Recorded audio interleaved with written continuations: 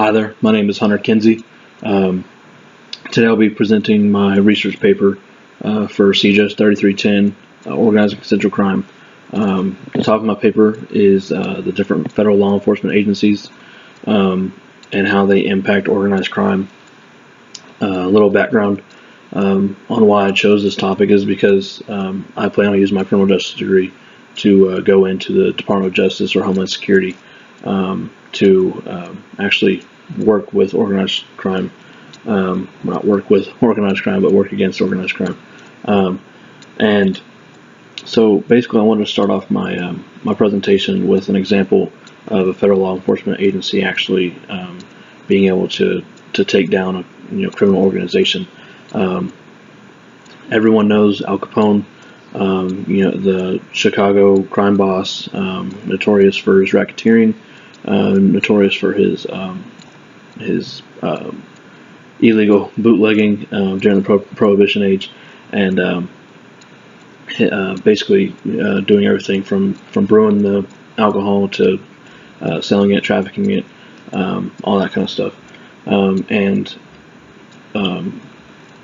The focus of my paper is how, and in the Al Capone case, is how these local law enforcement agencies, your local police departments, they were having a lot of trouble really nailing Al Capone for his criminal activities. They could get the guys that maybe he was getting to do his dirty work, but they couldn't connect him to it, that kind of thing. And it wasn't until the U.S. Treasury Office started building a case against him for tax evasion that they were finally able to go in and bring him down and actually convict him for a sentence of longer than the little sentences he was getting.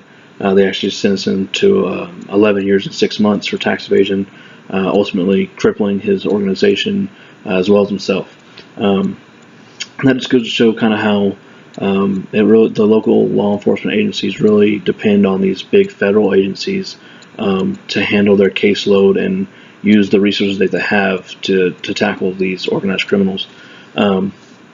So there's over 12,000 local police departments and municipalities across the country. Now, the main goal of a local law enforcement office is to be a full service to the public and respond to their needs and their calls and stuff like that. A lot of your just normal cities and towns, they don't have either the manpower or the funding or the resources to really handle trying to focus on organized crime. When they do that, it kind of takes away from how they can interact and respond to the public's needs. Now, your big cities like Houston and New York, places like that, they do have divisions within their police departments that are on for your vice crimes, so your prostitution, racketeering, things like that. And they are able to do that because they have the manpower and the resources. But for most places, they don't have that kind of luxury, basically. So there's 6 federal law enforcement agencies that are dedicated to organized crime. That's the Department of Justice, Department of Treasury, Homeland Security, U.S. Postal Service, Department of Labor, and the Department of Health and Human Services. The biggest one of those being the Department of Justice, and then the Homeland Security side of things. With the DOJ, that includes the ATF, DEA, FBI, and the U.S. Marshal Service. ATF is going to be focusing on the illegal selling and trafficking of weapons, your your explosions and your arsons and stuff like that. That's what they're going to be investigating with these organized criminals.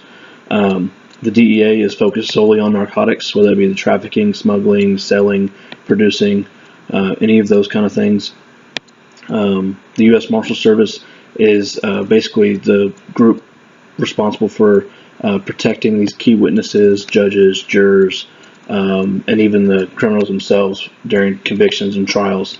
And then your biggest one within the Department of Justice is the FBI, the Federal Bureau of Investigation.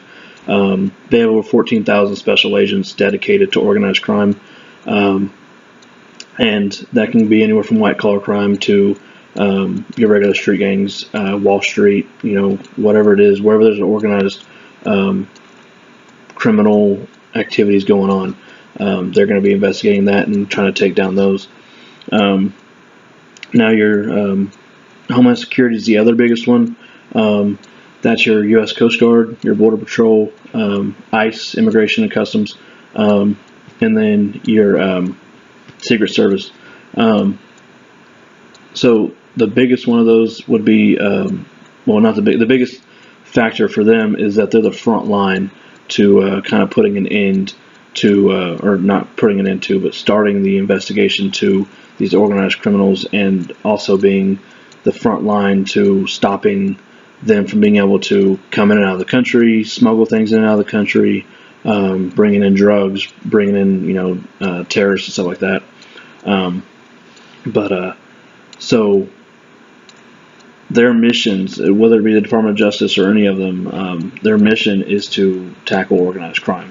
When speaking with my uncle, who's a corporal with the Brenham Police Department, who has held many positions within the department, 2 of those being active on SWAT and active in the narcotics, going undercover. It really, he described to me how hard it is for these local departments to focus on, their needs to the public, and then trying to tackle organized crime. They can't do 2 simultaneously for just regular police departments. So they really rely on these federal agencies who have departments all over the country to really come in and kind of pick up that caseload. So you would think that the public would be, fully on board for all these federal law enforcement agencies to, tackle organized crime. But a lot of people, and throughout history, even from before federal agencies were even formed, they were skeptic of federal involvement, and having a kind of a federal police. They kind of wanted it to be up to the states and the local departments. But there's a lot of skepticism, and like going back to things like the war on drugs and how we've kind of failed with the government, and there's been a lot of corruption and kind of stuff like that. People aren't really fully on board. And the other thing is, people kind of think that the U.S. and the federal agencies kind of dabble within criminal organizations to kind of support one group or tear down another or weed out one group, but they're kind of doing it. They're backing one group who may be harming certain places around the world, while trying to get the other one. And it's kind of just some back and forth. But really, it should be, all together. I mean, the federal agencies, that's their main goal. Their mission is to stop organized crime domestically, and internationally. In conclusion, organized crime is really always changing. Since 9/11, our federal agencies have gone away from trying to capture guys like Al Capone on tax evasion, to these terrorist cells that are trying to come into the U.S., or these terrorist cells that are working with their cartels to come into the U.S. and stuff like that. And so their mission is always the same. It's always to tackle criminal organizations. But the technologies they use, the way they investigate, stuff like that they have available to them has greatly changed. And so that's why I think the federal agencies have the biggest impact on tackling organized crime, compared to your local departments and stuff like that. Some questions that kind of arose when I was doing my own research I couldn't find, maybe I was looking in the wrong places or stuff like that, but I couldn't really find the exact number on spending that our government spends on federal law enforcement agencies, because I'd really like to see, what kind of ballpark number that is, to see just how much was going into stopping organized crime, and kind of like maybe see where some of these skeptics were coming from when it comes to our tax dollars being spent on that and whatnot. Some other questions I had were how do the federal agencies work together? I know with the FBI, when they're investigating a criminal organization and they come across drugs within that criminal organization, they bring in the DEA and they really start getting together with them and helping the DEA build a case. And there's one large case where they can come in and really nail the organization. I know with the Coast Guard, they kind of do the same thing with the DEA and stuff like that. But other than that, I really couldn't come up with any questions.